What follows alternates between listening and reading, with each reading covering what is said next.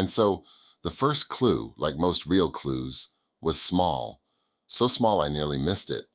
So ordinary it almost vanished into the fabric of the day. It came, as such things often do, in a conversation. A simple one. Someone, an acquaintance perhaps, or a colleague, or a cousin at a backyard table with plastic cups and potato salad, asked a question. Something like, why would they do that? Or that doesn't make sense. Why would anyone want people to be confused? Or perhaps it was even simpler. Well, that's just how people are.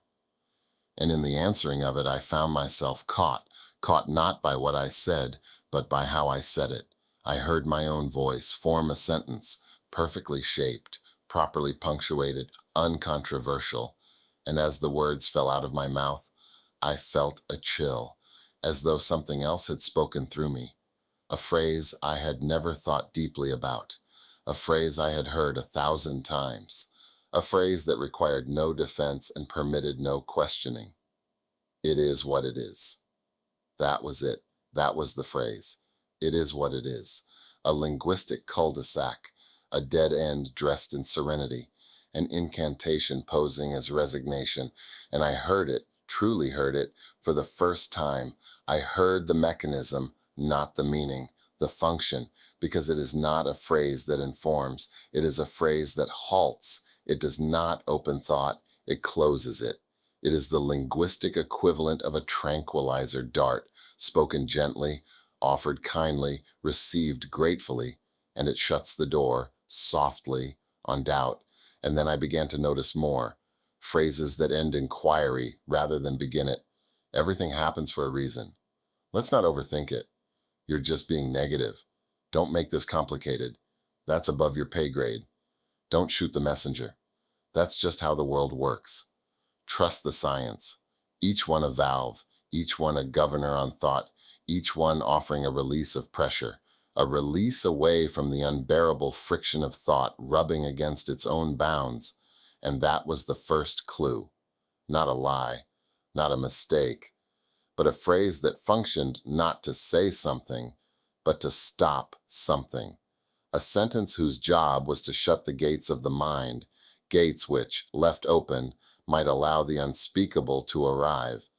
I began to see these phrases everywhere, not only in conversation, in school books, in news articles, in corporate handbooks, in church sermons, in children's cartoons, little mechanisms of redirection, of appeasement, and always in perfect English, fluent, smooth, utterly rational, and I began to suspect something monstrous.